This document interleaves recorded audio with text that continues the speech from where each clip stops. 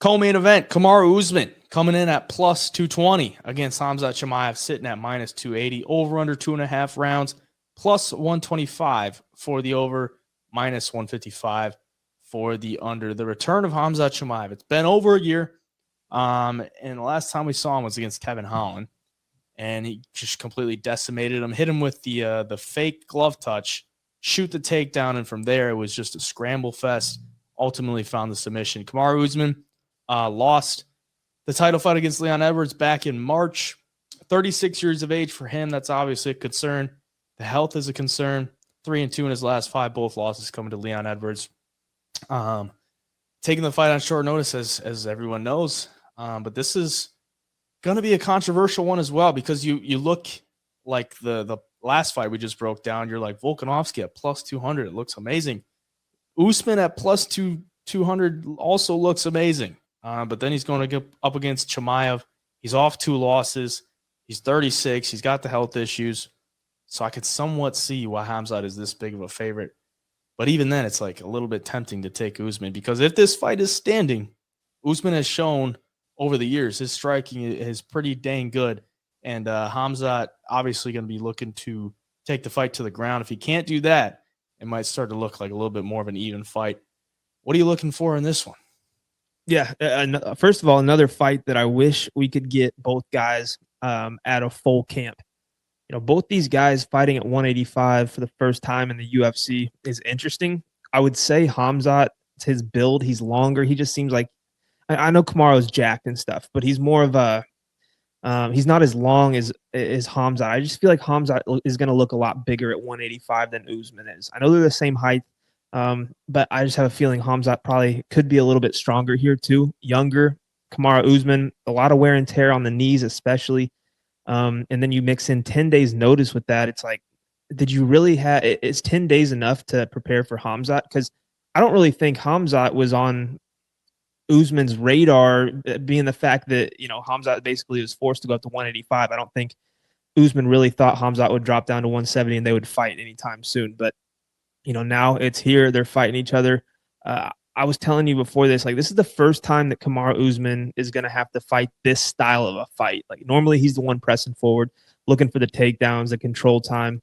But, you know, here he's going to have to worry about defending that against Khamzat. I think Khamzat's going to be way more explosive here. I think he will look for takedowns on Kamaru just to prove a point that he's the better wrestler here. And, you know, if it stays on the feet, that's when it's going to get interesting. But overall, you know, if this is a full camp, I think Usman has a better chance. But Khamzat just seems like that, you know, he's that next level fighter, that Kamaru was back in the day. This fight reminds me a lot of Kamaru going in against Tyron Woodley and fighting him when, you know, when he got the title from him and kind of went on that long title reign. It almost seems like a passing of the torch. You know, both guys, somewhat similar styles, dominant wrestlers. I do think Khamzat wins this fight. But if Kamaru can keep it on the feet, which is weird to say, like Kamaru Usman, can he keep a fight on the feet? Because we always, you know, we never really see him on the defense. Then it's going to get interesting because he's got all the experience fighting guys like Colby Covington for 5 rounds on the feet. You know, Leon Edwards on the feet in the last fight for the most part. Khamzat doesn't really have that. A little bit against Gilbert Burns. But for the most part, Khamzat is ragdolling dudes from the get-go, finishing the fight, you know, knocking him out with one punch, submitting him early. If he gets into a war with a dude like Usman, I think it's going to be a little different than the Gilbert Burns fight. I think Usman will be more disciplined than Gilbert Burns was. Gilbert was a little wild, landed some good shots, but a little wild. I think Usman will really get the jab going and fight a technical standing fight against Khamzat. And if Khamzat starts to fade or get a little tired, I could see Usman having a lot of success, especially. But overall, I just think Khamzat's going to be too explosive for him, honestly, especially on 10 days notice, being this stage of Kamaru's career. You know, 5 years ago, probably taking Usman here, but I just don't see him pulling it off against Khamzat unless, you know, Khamzat does fade because he empties the gas tank early or something. But I expect a good fight, at least through the first half. I'm going to take Khamzat, though. I got to stick with him. I can't pick against him here. Yeah, it's really tough to pick a guy who's undefeated and has looked, you know, like the next champion. Like it's almost like a lock. He's going to be a champion in the future. First fight at middleweight for Usman. And like you said, I do think Khamzat will be the bigger guy. I do think he's probably more cut out to be a middleweight. And at 170, it was like, how does this guy ever make 170? Yeah. He's so big and so strong.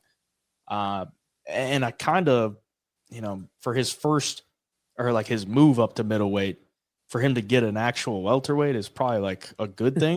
Because I was a little concerned going up against like Paulo Costa. Like Paulo Costa is a big dude, and has actually struggled to make 185. So I was a little concerned for that.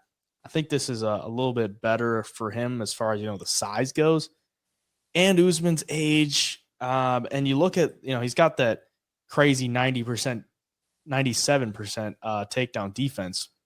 But who's really trying to take down Usman? Most people are trying to keep it on the feet. And the guy's majority of his like takedown defenses are against Kobe Covington. In the second fight, he went 0 for 11. And then Damian Maia back in 2018, who went 0 for 15. Other than that, like guys will shoot like maybe once during the fight, but they're not really trying to take the fight to the ground. I think Khamzat is like just such on a different level of an athlete than a Colby Covington or Damian Maia. Like Colby Covington's a kind of grind you out type wrestler. He's not going to shoot explosive takedowns to get you down. Damian Maia kind of the same way, much less of a wrestler than Colby Covington. So going into this one, I'm like, Khamzat's just too explosive. I do think his best path here is to use that to his advantage. Like go after him early. It's only a 3-rounder. Blitz him from the start. Don't let him get into a groove to where he's like, all right, I'm building into this fight to where I can start landing the jab. I can keep you at distance with that jab. You make you a little bit scared to shoot a takedown. If Khamzat comes out like he normally does and just, shoots a explosive double leg and can get it, or at least eventually get it, even against Kevin Holland, he didn't get it completely, but he eventually got it. The transitions are looking really good for Chimaev on the ground. I think he wins this fight. But Usman, he's not like the easiest guy to finish. So if he does get it to the ground, can't finish it, might look a little sketchy. But I think Khamzat, with it being a 3-rounder, should be able to last the full 3 rounds and get a win. I'm interested if he can finish him, because if he can go out there and finish Usman, I get it's on 10 days notice, but if he can finish Usman, like if he can make him look similar to the guys that he's been putting away, like this guy's going to be on another level as far as, the star power goes. And this is the title eliminator, I guess, for the middleweight division. So I would probably think that's why Usman's taking this fight. He's like, okay, I just lost 2 title fights at 170. Do I want to face one of these up and comers at welterweight? Probably not. I'll take this short notice fight at 185. If I win, I get another title shot.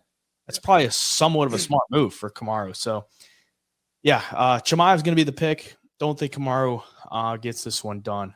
But yeah, it's going to be a great fight. I'm excited to see how it works out. Last 2 things I'll say about this one. First is that Kamaru's done this before with Abu Dhabi, short notice fight against Jorge Masvidal. It went over there and looked good.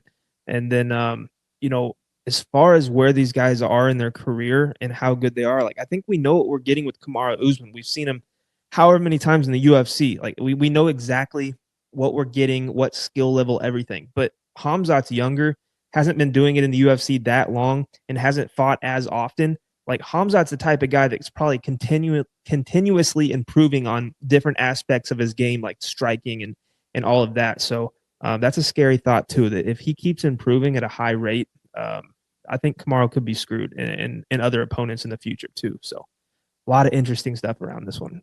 Yeah. And he had that kind of a brawl with Gilbert. So he might, take it back a little bit. If he starts to get in a brawl, he's been there before. Maybe he's matured a little bit to where he doesn't, just start hucking bombs when he's, should be able to beat the guy. So, yeah, looking forward to it.